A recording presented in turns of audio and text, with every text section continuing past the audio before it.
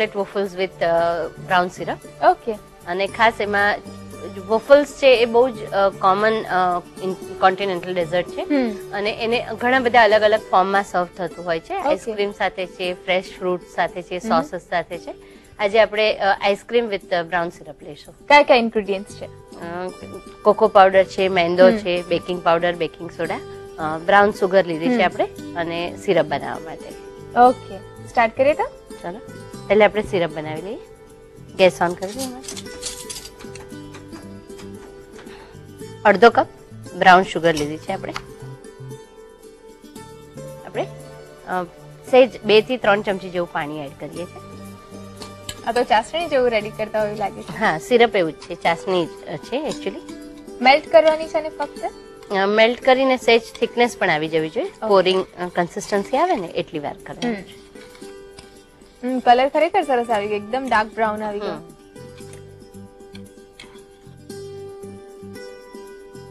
ઠંડુ કરવું હોય એમાં કાઢી લેવાનું. આ સિરપમાં આપણે 3 થી 4 ટીપા વેનીલા એસન્સ નાખીશું. નોર્મલી એવું માનવામાં આવે કે એસન્સ ઠંડામાં જ એડ કરવું, પણ કુકીઝ ને બધું આપણે એસન્સ નાખ્યા પછી બેક કરતા હોઈએ છીએ એટલે એસન્સ ઇફેક્ટ તો આવતી જ હોય છે. ઠંડુ થોડું થવા દઈએ. હવે આપણે વોફલ્સ માટે બેટર રેડી કરી લઈએ.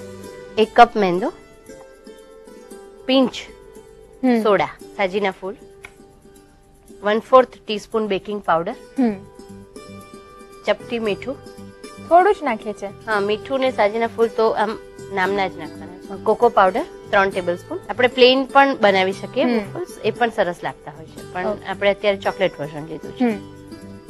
હા, બોલો અમીબેન. પ્રીતિબેન, આ વોફેલ શું છે? આ એક એકચ્યુઅલી પેનકેક ને એ ટાઈપની એક ડિશ જ છે. રેસીપી એ રીતની છે કે આપણે કેક્સ, કુકીઝ એનું જ એક વર્ઝન કહી શકાય કે વોફલ્સ પણ એનું જ એક વર્ઝન છે. અને આ એવું નથી કે ખાલી સ્વીટ ડિશમાં જ વપરાય છે, સોલ્ટેડ વર્ઝનમાં પણ વપરાતું હોય છે. પણ એક બેઝ છે, જેમ આપણે પુડલા કહીએ કે પેનકેક કહીએ એ જ રીતનું એક સ્ટફિંગ કરી શકાય એ ટાઈપનું એક વર્ઝન છે. બટર લઈએ છીએ. બટર મેલ્ટ કરીને લેવાનું છે. મેલ્ટ કરીને લેવાનું રીઝન? આમાં ઓગળવામાં વાર ન લાગે ને ખીરું રેડી થઈ જાય. પેલું થીક બટર હોય તો તરત આમાં ઓગળતું નથી. ઓકે. દળેલી ખાંડ છે. આઈસિંગ શુગરની જરૂર નથી, નોર્મલ તમે પાવડર શુગર લઈ શકો. આ પણ 3 ટેબલસ્પૂન. દૂધ લઈએ છીએ આપણે. 1 કપ છે એટલે લગભગ 1/4 કપ જેવું દૂધ તો એડ કરી જ દેવાનું છે. અચ્છા. પછી જરૂર લાગે તો થોડું એડ કરવાનું. ખીરું તૈયાર થઈ ગયું છે હિમાલી. આ કન્સિસ્ટન્સીનું લેવાનું. ઓકે. હવે આપણે વોફલને ગ્રીસ કરી દઈએ સહેજ. આ રીતનું એનું મશીન આવે છે? હા, ખાસ તો નોનસ્ટિક જ આવતું હોય છે, એટલે તમારે એમાં બહુ ગ્રીસિંગની એવી જરૂર નથી હોતી, પણ છતાં એક આપણે લાઇટ કોટ આપી દીધું હોય તો લસ્ટર પણ સારું આવે. આ રીતના વેફલ્સનું ખીરું પાથરી અને હવે આયનને બંધ કરી દેવાનું છે. ઓકે. કેટલી વારમાં થઈ જશે?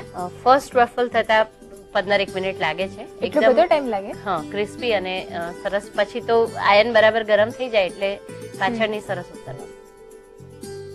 જોઈ લઈએ વોફલ્સ થયા છે કે નહીં. હજુ થોડા સોફ્ટ છે. ઓકે, આ રીતે વચ્ચે ખોલે તો વાંધો નહીં? હા, આમ બને ને ત્યાં સુધી એકવાર કરો ને પછી તમને ફ્લો આવી જાય પછી બહુ જરૂર નહીં પડે. પણ હા, ફર્સ્ટ ટાઈમ કારણ કે ગ્રીન રેડ માંથી ગ્રીન થતા વાર નથી લાગતી હતી, પણ છતાં વોફલ્સ સોફ્ટ જ હોય એટલે એને કુકિંગ થવા દેવું પડે. ઓકે. વોફલ્સ બેક ગ્રીલ થઈ ગયા પછી આપણે એને ઠંડા કરી લીધા છે અને હવે એને સર્વિંગ માટે લઈશું. એકદમ કડક થઈ જશે ઠંડા થતા? હા, એકદમ કડક થઈ જાય છે અને ચોકલેટ ફ્લેવર આપણે લીધી છે એટલે આટલા બ્રાઉન થાય છે. અધરવાઇઝ પિઝાનો ને જે આપણે નોર્મલ વેનીલા કુકીઝ કે એવું કંઈ ખાઈએ એ ટાઈપનો એનો કલર આવતો હોય છે. આઈસ્ક્રીમથી ટોપિંગ કરી અને સર્વ કરીએ. વેનીલા આઈસ્ક્રીમ લઈએ છે? હા, વેનીલા ફ્લેવર વધારે સારી લાગે છે. પછી કોઈ તમારે ચોકલેટનું જ વધારે તમે ચાહકો તો ચોકલેટ લઈ શકો. એમાં એના ઉપર બ્રાઉન સિરપ પોર કરીને સર્વ કરીએ છીએ. ઓકે. ગાર્નિશિંગ બહુ જ સરસ કર્યું છે. હા, આ આપણે ફોર્ક અને સ્પૂન મૂકી અને ચાળણીમાં કોકો પાવડર લઈ અને સ્પ્રિંકલ કરીએ તો આ રીતની ઇફેક્ટ આવતી હોય છે. એ ફોર્ક અને સ્પૂન ઉપાડી લેવાના. હા, ઉપાડી લેવાના. તૈયાર છે chocolate waffles with brown syrup, અને આપણે વેનીલા આઈસ્ક્રીમનું એના પર ટોપિંગ કર્યું છે. તમે એક સરસ ઇન્સ્ટન્ટ ડિઝર્ટ તરીકે થોડું પ્રિપરેશન કરીને વોફલ્સ બનાવીને રાખ્યા હોય તો કરી શકો. તૈયાર છે એક નવું જ ડેઝર્ટ. અને સમર મેનુની લાસ્ટ ડિશ. લાસ્ટ